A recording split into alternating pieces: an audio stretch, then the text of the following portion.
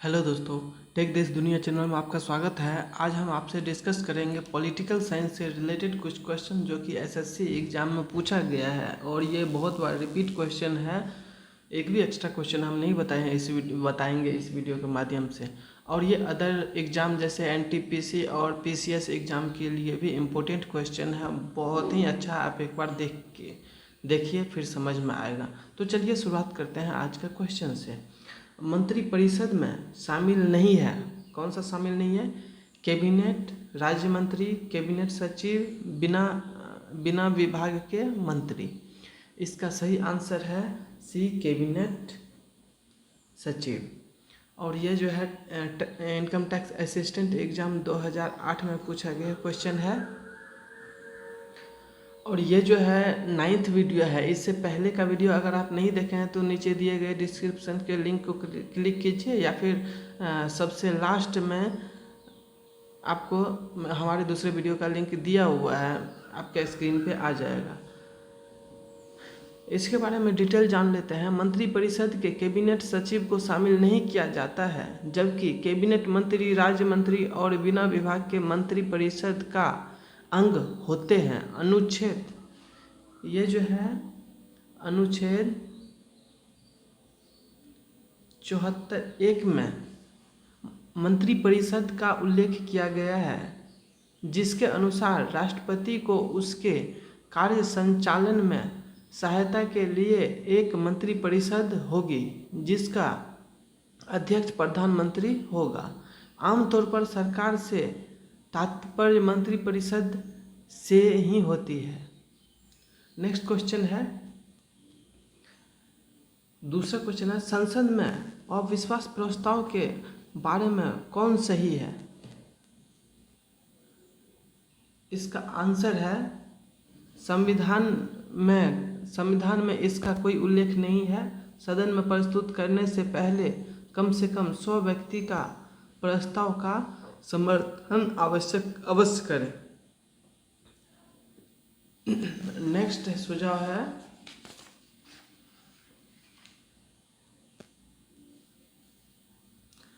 यह केवल लोकसभा से प्रस्तुत किया जा सकता है। ए और बी दोनों। इसका सही आंसर हो जाएगा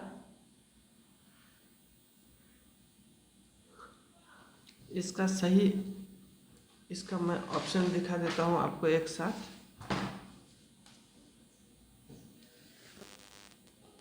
इसका ऑप्शन, 4 ऑप्शन दिया हुआ है। 4 ऑप्शन में से ये सही ऑप्शन है इसका 1 और 4।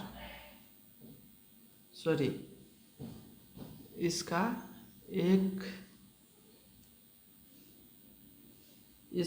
ए सही हो जाएगा। यानी इसका जो है ये पहला, ये सही है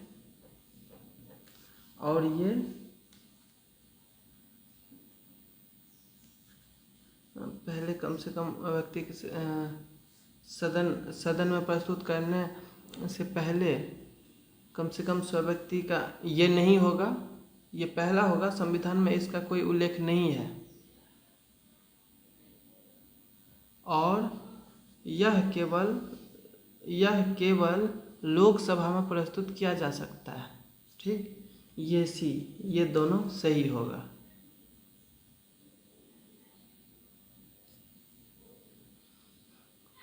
नेक्स्ट क्वेश्चन है,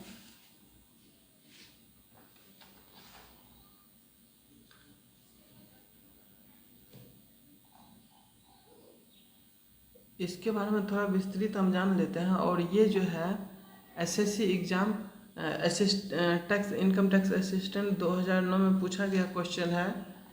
और विस्तृत जानकारी हम लेते हैं। भारतीय संविधान अनुच्छेद 75(3) के तहत अनुच्छेद 75(3) के तहत मंत्रिपरिषद के लोकसभा के प्रति सामूहिक रूप से उत्तरदायी बताया गया है, परंतु संविधान में विश्वास प्रस्ताव और अविश्वास प्रस्ताव का कोई उल्लेख नहीं है। अनुच्छेद 118 के अनुसार 118 के तहत संसद के प्रत्येक सदन को अपनी कार्य प्रक्रिया के संचालन संबंधी नियम बनाने की स्वीकृति दी गई है। इसके अनुसार लोकसभा के नियम 198 में मंत्रिपरिषद के प्रति अविश्वास प्रस्ताव की प्रक्रिया का वर्णन है, जिसके अनुसार किसी भी सदस्य की लिखित नोटिस और 50 सदस्य द्वारा सदन में उसका समर्थन करने पर 10 दिन के भीतर लोकसभा अध्यक्ष द्वारा निर्धारित तिथि पर लोकसभा के पटल पर अविश्वास प्रस्ताव प्रस्तुत किया जा सकता है। अविश्वास प्रस्ताव का एक सत्र में एक ही बार लाया जा सकता है और अगले सत्र में पुनः अविश्वास प्रस्ताव प्रस्तुत किया जा सकता है, परंतु दोनों अविश्वास प्रस्तावों में मध्य का समय दोनों सत्रों के मध्य अंतराल पर निर्भर करेगा। मंत्रिपरिषद के लोकसभा के प्रति ही उत्तरदायी होने के कारण अविश्वास प्रस्ताव केवल लोकसभा में ही प्रस्तुत किया जा सकता है। नेक्स्ट क्वेश्चन है, एक वर्ष तक राजस्व एकत्र करने का प्रस्ताव सरकार किस विधेयक द्वारा करती है? ऑप्शन आर्थिक विधेयक, वित्त विधेयक, अनुपूरक विधेयक, इनमें से कोई नहीं। इसका सही आंसर हो जाएगा वित्त विधेयक। और ये जो है सेक्शन ऑफिसर एग्जाम 2007 में पूछा गया क्वेश्चन है। एक वर्ष तक राजस्व एकत्र करने का प्रस्ताव सरकार वित्त विधेयक के द्वारा करती है। अनुच्छेद 112 के अनुसार वार्षिक वित्तीय विवरण संबंधी उपबंध दिए गए हैं, जिससे बजट नाम से भी संबोधित किया जाता है तथा इसमें एक वित्तीय वर्ष 1 अप्रैल से 30 मार्च के लिए अनुमानित प्राप्तियां और व्यय दर्शाए जाते हैं। नेक्स्ट क्वेश्चन है 4 नंबर का, संसद के दोनों सदनों के समक्ष वार्षिक वित्तीय विवरण किस अनुच्छेद के अंतर्गत प्रस्तुत किया जाता है? ऑप्शन है अनुच्छेद 74, अनुच्छेद 200, अनुच्छेद 112, अनुच्छेद 268, अनुच्छेद 370। इसका सही आंसर हो जाएगा बी, अनुच्छेद 370। ये जो है 2001 में पूछा गया क्वेश्चन है मैट्रिक लेवल के एग्जाम के लिए। नेक्स्ट क्वेश्चन है, भारतीय राज्य के किसी विषय पर कानून बनाने के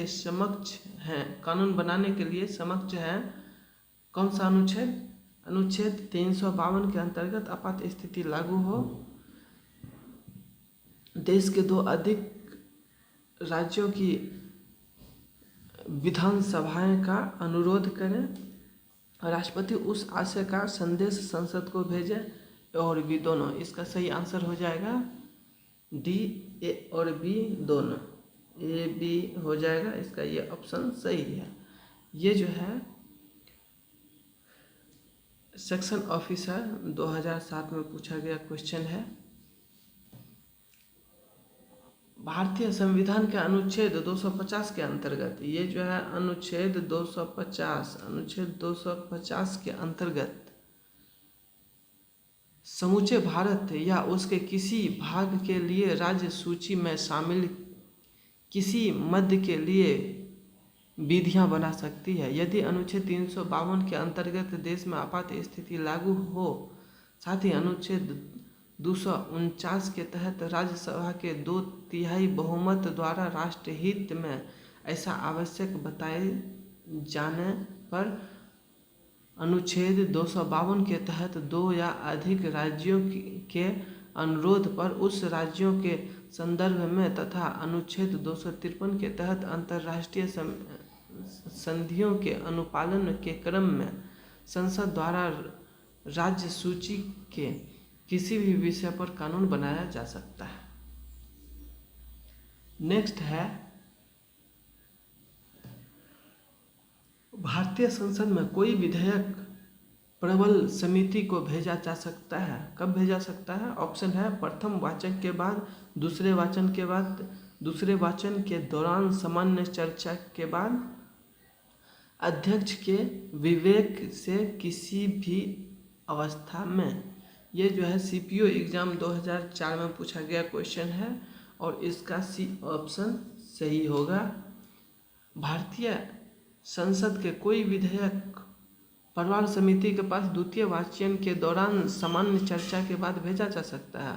वस्तुतः द्वितीय वाचन में दो प्रक्रम हैं। पहले प्रक्रम है विधेयक के सिद्धांतों और निम्नलिखित में से किसी दो प्रस्ताव पर सामान्यतः इसके उपबंधों पर चर्चा होती है कि विधेयक का विचार किया जाए तथा विधेयक को सदन की प्रवर समिति के पास भेजा जाए अथवा विधेयक को अन्य सदस्यों की सहमति से दोनों सदनों की संयुक्त समिति के पास भेजा जाए अथवा संबंधित विषय पर राय लेने के उद्देश्य से परिचालित किया जाए। दूसरे प्रक्रम में यथास्थिति सभा में पूरा स्थापित अथवा प्रवर और संयुक्त समिति के प्रतिवेदन के अनुसार विधेयक पर खंडवार विचार किया जाता है। नेक्स्ट क्वेश्चन है, राज्यसभा में निर्वाचित सदस्यों की अधिकतम संख्या कितनी है? ऑप्शन है 250, 238, 245, 248। इसका सही आंसर है बी 238। और ये जो है सीपीओ एग्जाम 2004 में पूछा गया क्वेश्चन और 10th लेवल का 2000 ईस्वी में पूछा गया क्वेश्चन। नेक्स्ट क्वेश्चन है,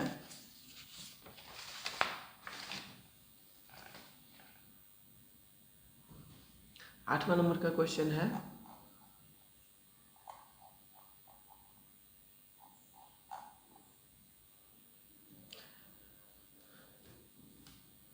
भारत के संविधान की कौन सी अनुसूची राज्यसभा में सीटों के बंटवारे का निर्धारण करती है? ऑप्शन है 3री अनुसूची, 4थी अनुसूची, 5वीं अनुसूची, 6ठी अनुसूची। इसका सही आंसर है बी 4थी अनुसूची। और ये जो है एसएससी CHSL एग्ज़ाम यानी 10+2 लेवल का एग्ज़ाम 2012 में पूछा गया क्वेश्चन है। इसका बी ऑप्शन सही होगा। भारत के संविधान की 4थी अनुसूची राज्यसभा में सीटों के बंटवारे पर निर्धारण करती है। 3री अनुसूची में शपथ, 5वीं अनुसूची में, 3री अनुसूची में क्या है? शपथ है। 5वीं अनुसूची में क्या है? 5वीं अनुसूची में क्षेत्रों एवं अनुसूचित जनजातियों के प्रशासन एवं नियंत्रण के बारे में उपबंध है। और 6ठी अनुसूची में क्या है? असम, मेघालय, त्रिपुरा और मिजोरम राज्य के जनजाति क्षेत्रों के प्रसारण के बारे में उपबंध है, उसके बारे में। नेक्स्ट क्वेश्चन है, किसी सदन में अध्यक्ष उस सदन का सदस्य नहीं होता है। अध्यक्ष नहीं, यहाँ पे सदस्य आएगा। उस सदन का सदस्य नहीं होता है। ऑप्शन लोकसभा, राज्यसभा, विधानसभा, विधान परिषद। इसका सही आंसर हो जाएगा बी राज्यसभा। ये जो है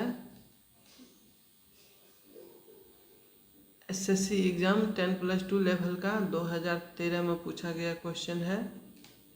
नेक्स्ट क्वेश्चन है,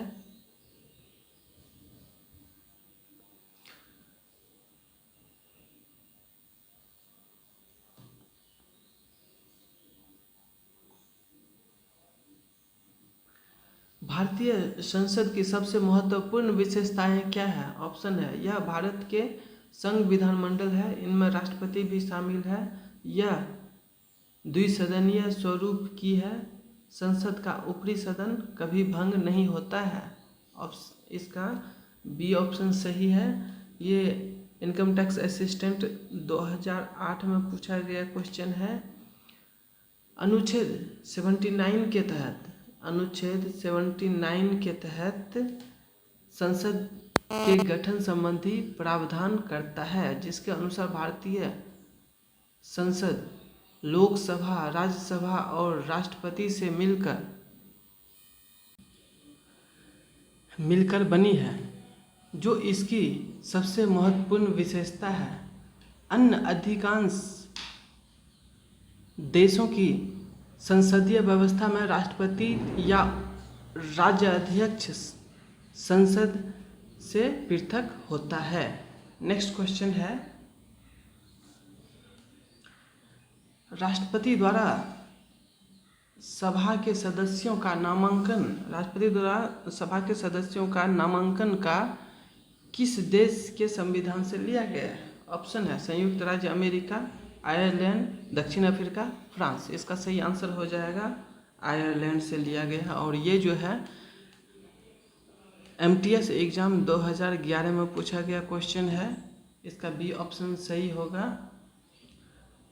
राष्ट्रपति द्वारा राज्यसभा के सदस्यों के नामांकन का नियम आयरलैंड के संविधान से लिया गया है। अनुच्छेद 80, ये जो है अनुच्छेद 81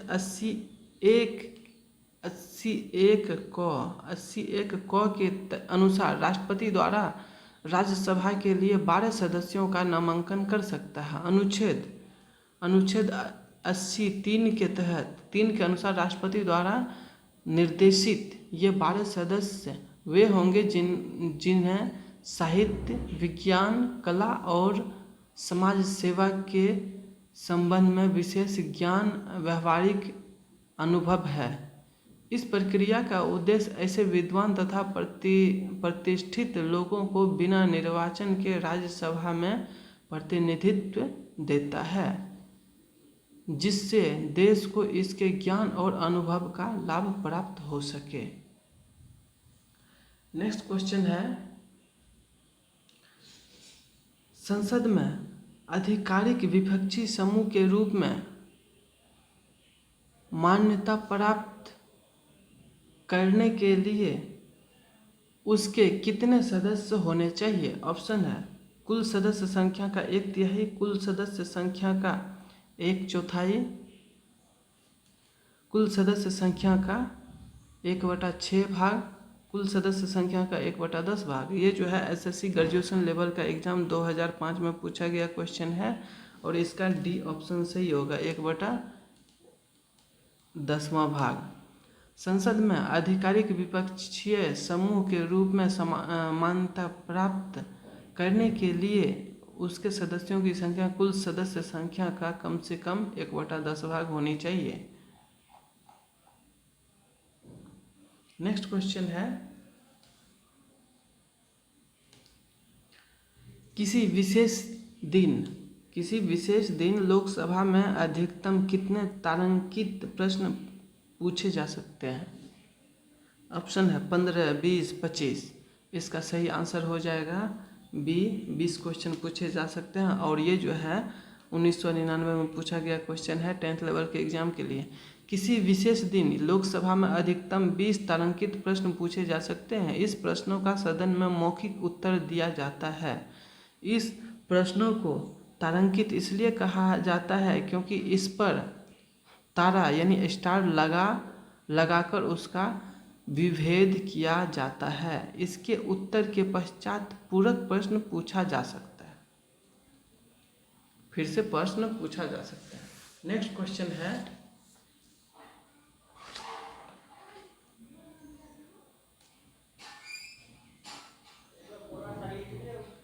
चौदह नंबर का क्वेश्चन है,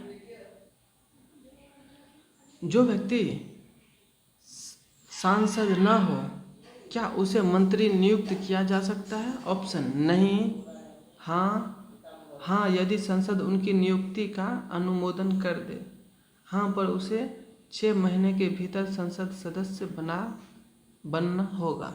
इसका सही आंसर हो जाएगा डी, 6 महीने के अंदर उनको संसद सदस्य बनना होगा। ये जो है 10th लेवल का एग्ज़ाम 2001 में पूछा गया क्वेश्चन है। किसी व्यक्ति की मंत्री पद पर नियुक्ति सांसद न होते हुए भी की जा सकती है, किंतु संविधान का अनुच्छेद 75(5) के अनुसार ऐसे व्यक्ति जो 6 महीने के भीतर संसद के किसी सदन की सदस्यता प्राप्त करनी आवश्यक है, अन्यथा उसे मंत्री पद से हटना पड़ेगा। ये अनुच्छेद 75(5) में मेंशन है। नेक्स्ट क्वेश्चन है, कौन सा प्रस्ताव संघीय बजट से संबंधित है? ऑप्शन है स्थगन, निंदा, कटौती, इनमें से कोई नहीं। इसका सही आंसर है सी, कटौती। कटौती संघीय बजट से संबंधित है। और ये जो है CHSL एग्ज़ाम 2011 में पूछा गया क्वेश्चन है 10+2 लेवल के एग्ज़ाम के लिए। कटौती प्रस्ताव संघीय बजट से संबंधित है। कटौती प्रस्ताव केवल लोकसभा में पारित किया जा सकता है। राज्यसभा बजट पर चर्चा कर सकती है, परंतु वह अनुदान की मांग पर मतदान नहीं कर सकती। कटौती प्रस्ताव 3 प्रकार के होते हैं। पहला, नीति अनुमोदन। दूसरा, नीति अनुमोदन कटौती। तीसरा, मितव्ययता कटौती तथा सांकेतिक कटौती। नेक्स्ट क्वेश्चन है, लोकसभा का कार्यकाल कितनी बार 6 वर्ष तक बढ़ाया गया? कितनी बार 6 वर्ष तक बढ़ाया गया था लोकसभा का कार्यकाल? ऑप्शन है 1 बार, 2 बार, 3 बार, कभी नहीं। इसका सही आंसर हो जाएगा पहला, 1 बार। ये जो है CPO एग्ज़ाम 2010 में पूछा गया क्वेश्चन है। लोकसभा का कार्यकाल अब तक केवल 1 बार वर्ष 1975 में एक बार 1975 में घोषित आपातकाल के दौरान 6 वर्ष तक बढ़ाया गया था। आपातकाल के दौरान 6 वर्ष तक बढ़ाया गया था, किंतु बढ़ाई गई अवधि के समाप्त होने से पहले ही लोकसभा का विघटन कर दिया गया था। संविधान का अनुच्छेद 83 के अकॉर्डिंग, अनुच्छेद जो है 83 के अकॉर्डिंग के अनुसार आपात उद्घोषण लागू होने की दशा में लोकसभा का कार्यकाल 1 बार में 1 वर्ष से अधिक नहीं बढ़ाया जाएगा तथा घोषणा के लागू न होने की दशा में किसी भी प्रकार के से उसका विस्तार 6 महीने से अधिक नहीं होगा। नेक्स्ट क्वेश्चन है 17 नंबर का क्वेश्चन है, भारत में किसकी स्वीकृति के बिना कोई भी सरकारी खर्चा नहीं दिया जा सकता है? ऑप्शन संसद, प्रधानमंत्री, राष्ट्रपति, उच्चतम न्यायालय। इसका सही आंसर है पहला, संसद। और ये जो है इनकम टैक्स असिस्टेंट 2007 में पूछा गया क्वेश्चन है। संविधान के अनुसार भारत में संसद की स्वीकृति के बिना कोई भी सरकारी खर्चा नहीं किया जा सकता। इस उपबंध के अनुसरण में लोकसभा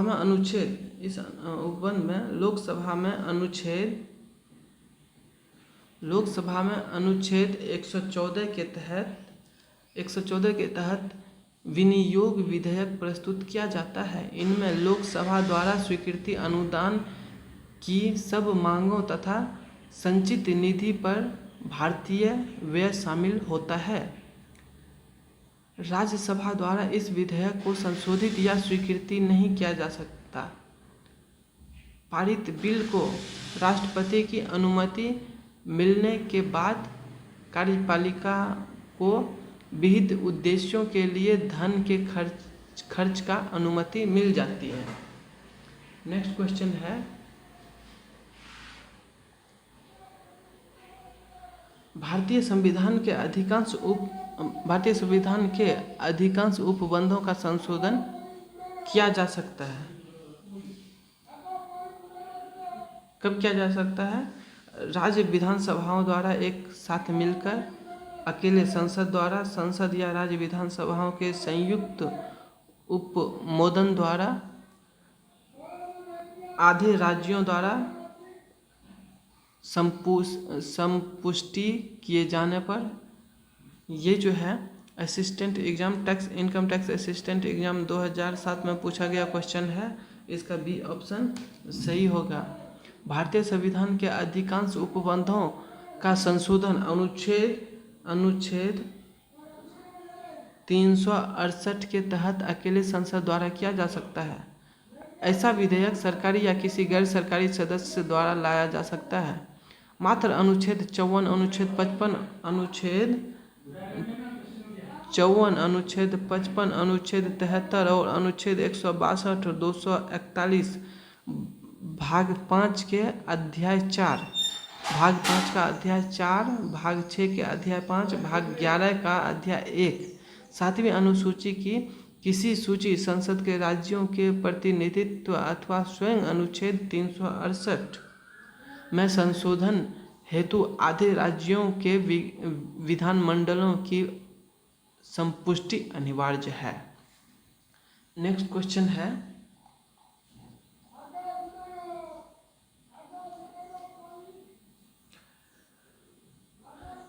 उन अवशिष्ट मामलों पर जिनका केंद्र राज्य समवर्ती सूचियां में उल्लेख न हो, कौन विधि निर्माण कर सकता है? ऑप्शन है अन्य रूप से केवल राज्य विधानमंडल, केवल संसद, राज्य विधानमंडल की बहुमत होने के बाद, सर्वोच्च न्यायालय द्वारा निर्णय के अनुसार संसद अथवा राज्य विधानमंडल के द्वारा। इसका सही आंसर हो जाएगा केवल संसद द्वारा।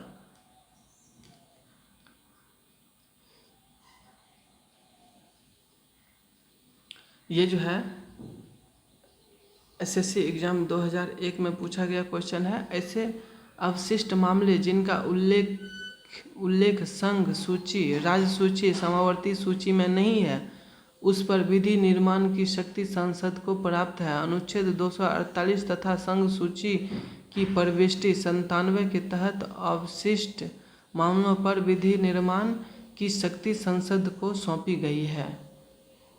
नेक्स्ट क्वेश्चन है,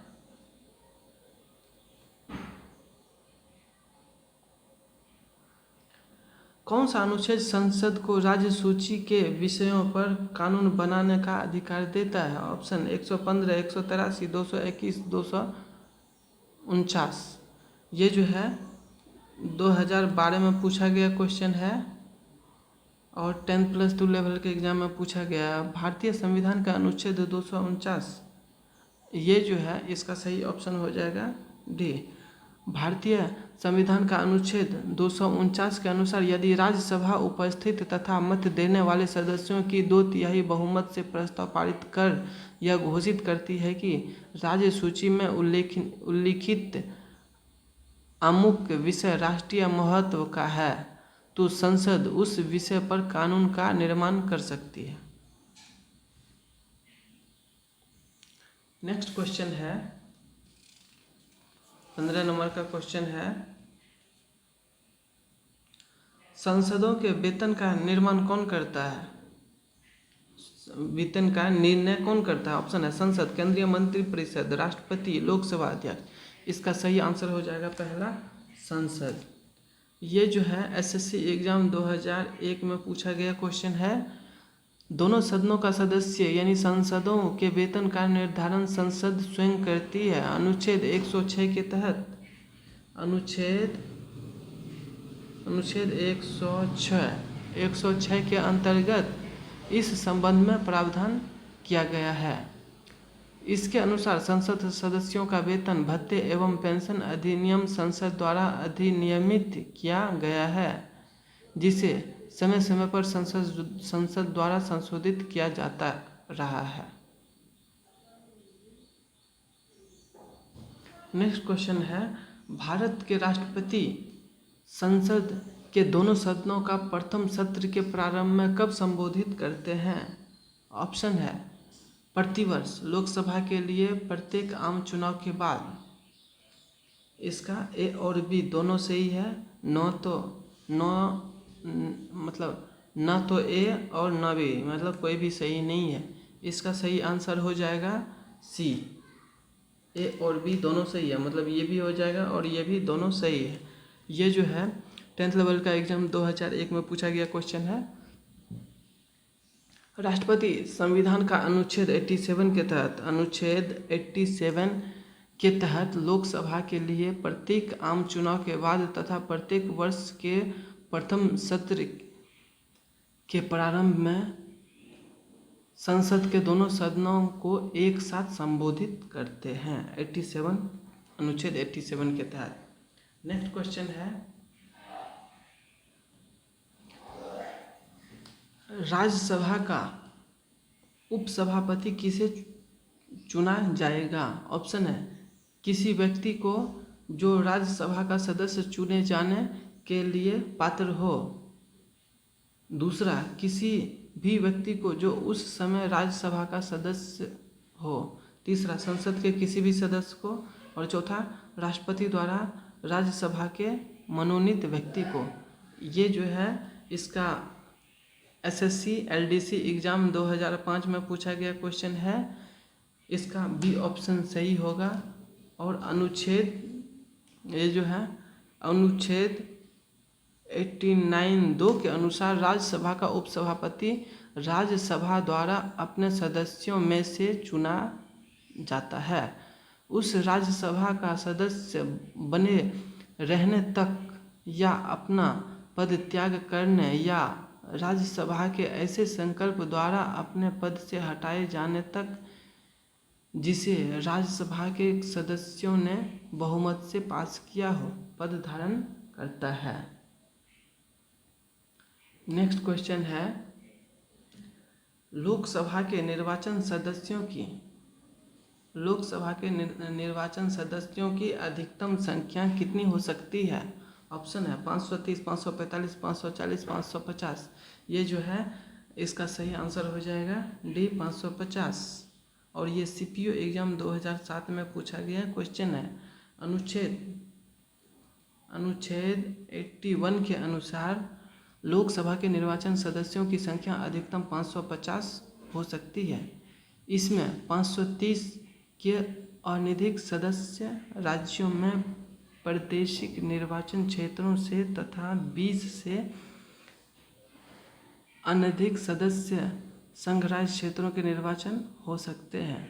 वर्तमान में राज्यों में लोकसभा के लिए 530 सदस्य तथा संघ राज्य क्षेत्रों से 13 सदस्य निर्वाचित होते हैं। इसके अतिरिक्त दोनों सदस्य आंग्ल भारतीय समुदाय से राष्ट्रपति द्वारा मनोनीत किए जा सकते हैं यदि इनका पर्याप्त प्रतिनिधित्व नहीं है। यह अनुच्छेद 81 में है। नेक्स्ट क्वेश्चन है, भारतीय संसद का जनता द्वारा निर्वाचित सदन कौन सा है? ऑप्शन, राज्यसभा, लोकसभा भी और राज्यसभा भी, इनमें से कोई नहीं। इसका सही आंसर हो जाएगा बी ऑप्शन सही हो जाएगा, लोकसभा। और ये जो है एफसीआई एग्जाम 2012 में पूछा गया क्वेश्चन है।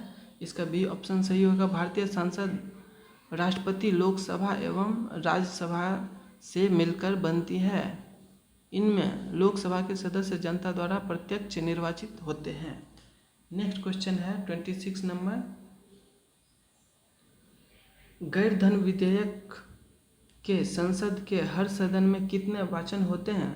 ऑप्शन 2, 3, 4, 1। इसका सही आंसर हो जाएगा 3 वाचक होते हैं। ये जो है सीपीओ एग्जाम 2007 में पूछा गया क्वेश्चन है। गैर धन विधेयक संसद के हर सदन लोकसभा तथा राज्यसभा में 3 वाचन होते हैं। प्रथम वाचन विधेयक पेश करने के साथ अनुमति लेने से संबंधित होता है। द्वितीय वाचन में उनकी विस्तृत एवं बारीकी की जांच होती है तथा तृतीय वाचन में यदि कोई संशोधन होता है तो उसे स्वीकृत कर विधेयक का अंग बना दिया जाता है। इसके बाद केवल विधेयक पर अनुमति देने या न देने की कार्यवाही होती है। विधेयक को इसी रूप में पास करके दूसरे सदन में भेजा जाता है। यहाँ यही प्रक्रिया दोहराई जाती है। नेक्स्ट क्वेश्चन है, भारतीय संसद के कामकाज से शून्यकाल का क्या अर्थ है? शून्यकाल का क्या अर्थ है? ऑप्शन है प्रश्नकाल से पहले का समय, सत्र का पहला घंटा, प्रश्नकाल और अगली कार्यसूची के बीच का समय, जब विशेष अधिकार प्रस्ताव स्वीकार कर लिया जाए। इसका जो है सही आंसर है सी। सही आंसर सी है।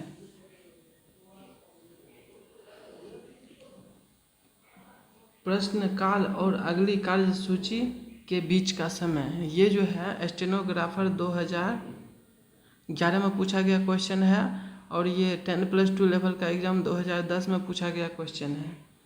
भारतीय संसद द्वारा विश्व संसदीय प्रणालियों में समाविष्ट अभिनव चर्चा प्रक्रिया शून्यकाल संसदीय कामकाज के अंतर्गत प्रश्नकाल के ठीक बाद का समय होती है। 12 बजे प्रारंभ होने के कारण इसे शून्यकाल कहा जाता है। शून्यकाल नाम 1960 और 1970 की दशावली के प्रारंभिक वर्षों में समाचार पत्रों में उस समय दिया गया जब बिना पूर्व सूचना के संसद में अविलंबनीय लोक महत्व के विषय उठाने की प्रथम विकसित हुई। नेक्स्ट क्वेश्चन है 28 नंबर है, भारतीय संसद द्वारा विश्व संसदीय प्रणालियों में कौन सी अभिनव चर्चा प्रक्रिया समाविष्ट की गई है। ऑप्शन है प्रश्नकाल, शून्यकाल, संकल्प, राष्ट्रपति का भाषण। इसका सही आंसर हो जाएगा बी संकल्प। और ये जो है ग्रेजुएशन लेवल का एग्ज़ाम 2011 में पूछा गया क्वेश्चन है। नेक्स्ट क्वेश्चन है संसद सदस्य संसद में अपनी सदस्यता गंवा देने यदि वह सत्रों में निरंतर अनुपस्थित रहे। गंवा देगा, अपना सदस्यता गंवा देगा यदि वह सत्रों में निरंतर अनुपस्थित रहे। कितना दिन? ये ऑप्शन हो जाएगा ग्रेजुएशन लेवल का 2011 में पूछा गया क्वेश्चन है और इसका ऑप्शन है 45 दिन, 60 दिन, 90 दिन, 365 दिन। इसका सही आंसर हो जाएगा बी 60 दिन। संविधान के अनुच्छेद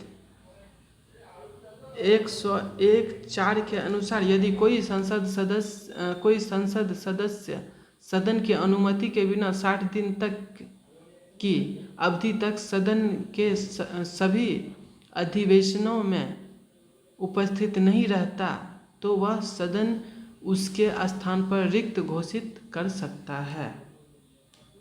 नेक्स्ट क्वेश्चन है 30 नंबर का क्वेश्चन है, लोकसभा अध्यक्ष के वेतन और भत्ते कौन निर्धारित करता है। ऑप्शन है राष्ट्रपति, वेतन आयोग, मंत्रिमंडल, संसद।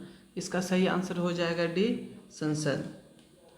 ये जो है अनुच्छेद 97 के अनुसार राज्यसभा के सभापति और उपसभापति को तथा लोकसभा के अध्यक्ष तथा उपाध्यक्ष को ऐसे वेतन और भत्तों का जो संसद विधि द्वारा नियत करे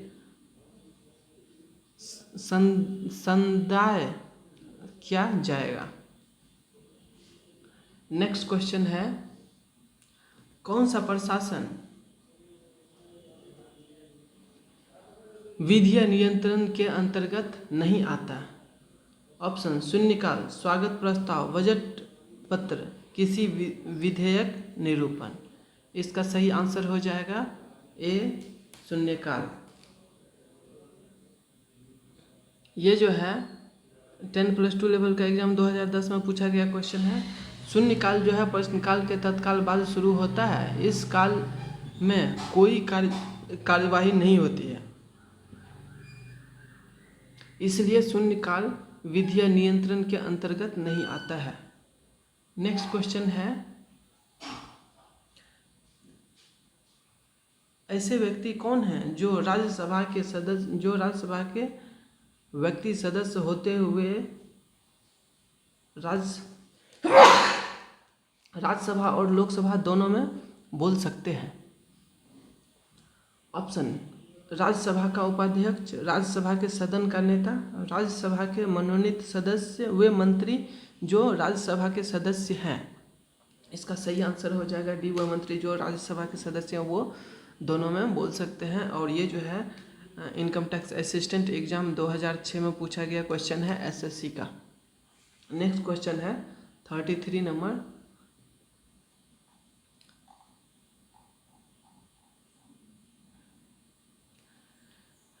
राष्ट्रीय कोष का अभिरक्षक कौन सा अंग है? ऑप्शन: कार्यपालिका, न्यायपालिका, विधानमंडल, सिविल कर्मचारी। इसका सही आंसर हो जाएगा सी, विधानमंडल। ये जो है 2006 में पूछा गया क्वेश्चन है इनकम टैक्स असिस्टेंट के एग्जाम के लिए। राष्ट्रीय कोष का व्यापार विचार विमर्श विधानमंडल में ही किया जाता है, इसीलिए विधानमंडल को ही राष्ट्रपति कोष का अभिरक्षक माना जाता है। बिना विधानमंडल की स्वीकृति के राष्ट्रीय कोष से धन नहीं निकाला जा सकता है।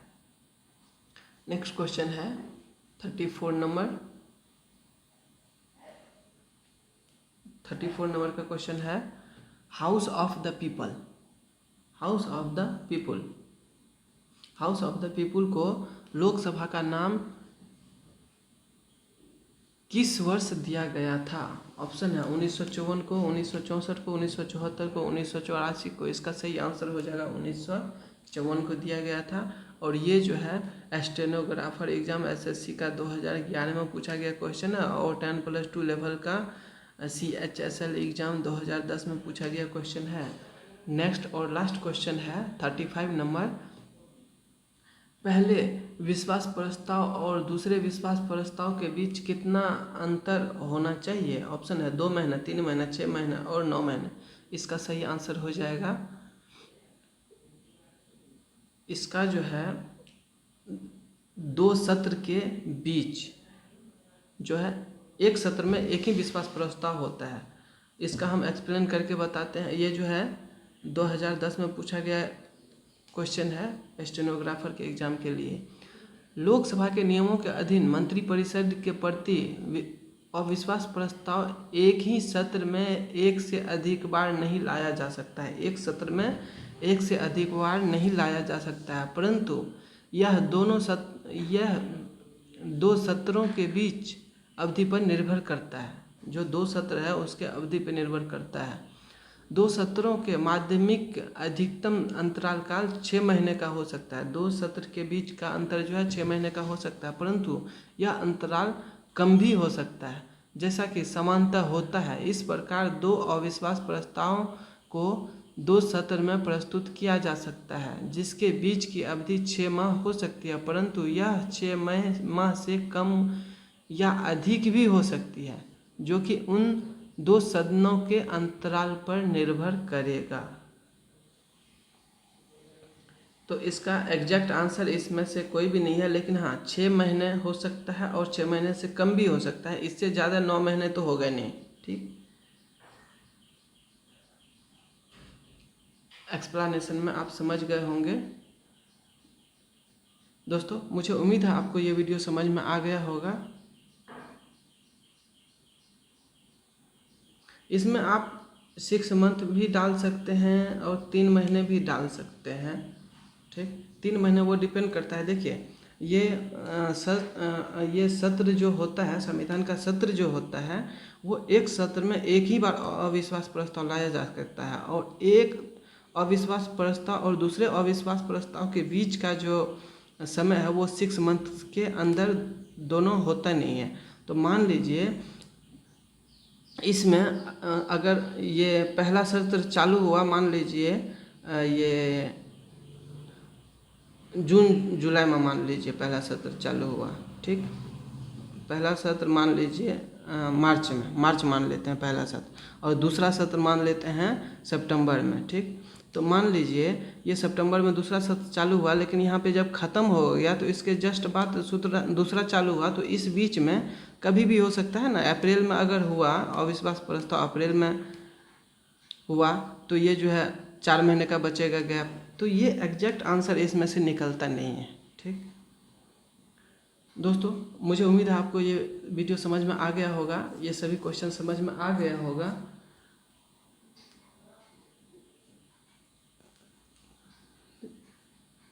आपको वीडियो अच्छा लगा है तो लाइक कीजिए और हमारे अपकमिंग वीडियो के लिए सब्सक्राइब कीजिए हमारे चैनल को। Thanks for watching. जय हिंद।